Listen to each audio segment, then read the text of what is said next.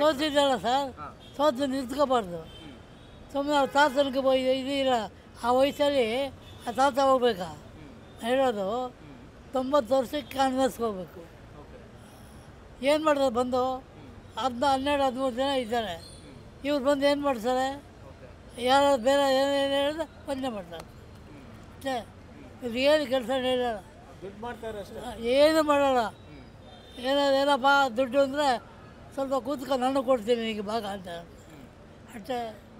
ಈ ಕೆಲಸ ಇಲ್ಲ ಅವ್ರಿಗೆ.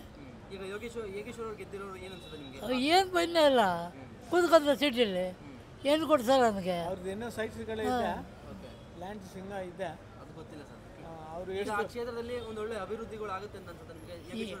ಹೇಳಕ್ಕೆ ಬಿಡಬೇಕಲ್ಲ ಬೇರೆಯವರು. ನೀವು ಅಭಿವೃದ್ಧಿ ಮಾಡ್ತೀವಿ ಅಂತ ಇರ್ತೀರಿ, ಜೊತೆಗೆ ಇರೋದು ಬಿಡಬೇಕಲ್ಲ. ನಾನು ಬಿಡೋಲ್ಲ, ಇದು ಮಾಡೋಣ. ಎಲ್ಲರಿಗೂ ಬೇಕಲ್ಲ, ಎಲ್ಲರಿಗೂ ಬೇಕು. ಹಾಂ, ಏನು ನಡೀತದೆ?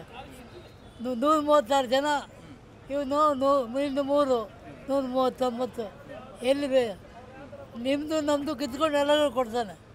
ಜನಗಳಿಗೆ ಟ್ಯಾಕ್ಸ್ ಹಾಕಿ ಅದು ಬಿಲ್ ಜಾಸ್ತಿ, ಟ್ಯಾಕ್ಸ್ ಜಾಸ್ತಿ, ಈ ಟ್ಯಾಕ್ಸ್ ಜಾಸ್ತಿ ಎಲ್ಲ ಹಾಕಿ ಯಾರಿಗೆ ಹಾಕ್ತಾನೆ?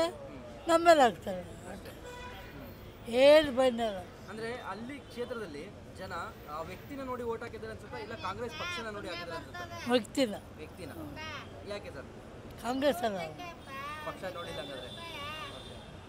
ಕಾಂಗ್ರೆಸ್ ಅಲ್ಲ, ವ್ಯಕ್ತಿ ಒಳ್ಳೆ ನೋಡಿ ಭಾಳ ಅಳ್ಬಾ ನಾವು. ನಿಮ್ಗೆ ಏನಂತ ಸರ್, ವ್ಯಕ್ತಿ ನೋಡಿ ಓಟ್ ಹಾಕಿದ್ದಾರೆ ಅನ್ಸುತ್ತಾ, ಇಲ್ಲ ಪಕ್ಷ ನೋಡಿ ಓಟ್ ಹಾಕಿದ್ದಾರೆ ಅನ್ಸುತ್ತಾ ಆ ಕ್ಷೇತ್ರದಲ್ಲಿ? ಎರಡು ಪಕ್ಷ ನೋಡಿದ್ದಾರು, ವ್ಯಕ್ತಿನೂ ನೋಡಿದ್ದಾರೆ, ಚೆನ್ನಾಗಿ ಮಾಡಿದ್ದಾರೆ. ಎಲ್ಲರೂ ಒಬ್ಬರೇ ಅವರೇ ಗೆದ್ದಬೇಕನ್ನೋದೇನಿಲ್ಲ ಕದ. ಇವರು ಗೆದ್ದಿದ್ದಾರೆ, ಇವರು ಸ್ವಲ್ಪ ದಿನ ತಿನ್ನಬೇಕು, ತಿನ್ನಲಿ. ಈಗ ಗೆದ್ದವರೆಲ್ಲ ತಿನ್ನೋದೆ.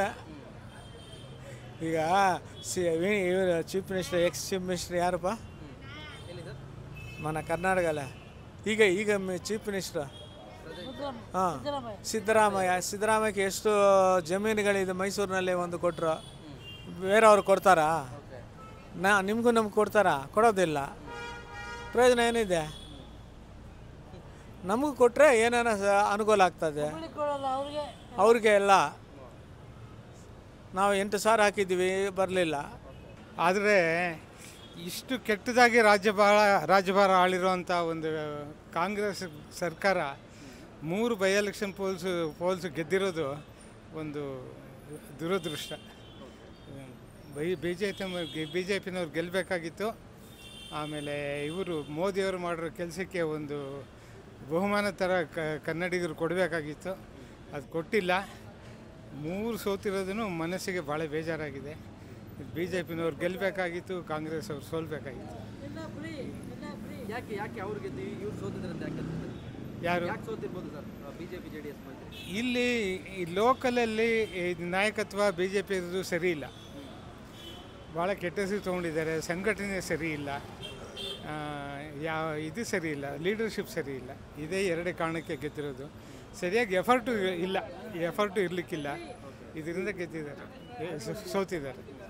ನಿಖಿಲ್ಗೂ ಯೋಗೇಶ್ ಅವ್ರಿಗೂ ಒಳ್ಳೆ ಫೈಟ್ ಇತ್ತು ಅಂತ ಹೇಳಿದ್ರು. ನಿಖಿಲ್ ಅವರು ಆ ಕ್ಷೇತ್ರದಲ್ಲಿ ನಿಲ್ಬೇಕಿತ್ತು ಅನ್ಸುತ್ತಾ, ಬೇಡದಿತ್ತು ಅನ್ಸುತ್ತಾ? ಯಾರು ನಿಖಿಲ್ ಅವರ? ಅವರೇನಂತ ಒಳ್ಳೆ ಕ್ಯಾಂಡಿಡೇಟ್ ಅಲ್ಲ, ಅವರು ದೇವೇಗೌಡರು ಫ್ಯಾಮಿಲಿಯಿಂದ ನಿಲ್ಲಿಸಿದ್ದಾರೆ. ಏನು ಎರಡು ಒಂದೇ, ಏನಂಥದ್ದೇನು ಡಿಫ್ರೆನ್ಸ್ ಇಲ್ಲ. ಯೋಗೇಶ್ವರು ಒಂದೇ, ಇವರು ಒಂದೇ, 2 ಕ್ವಾಲಿಟಿ ವೈಸ್ 2 ಒಂದೇ. Thank you.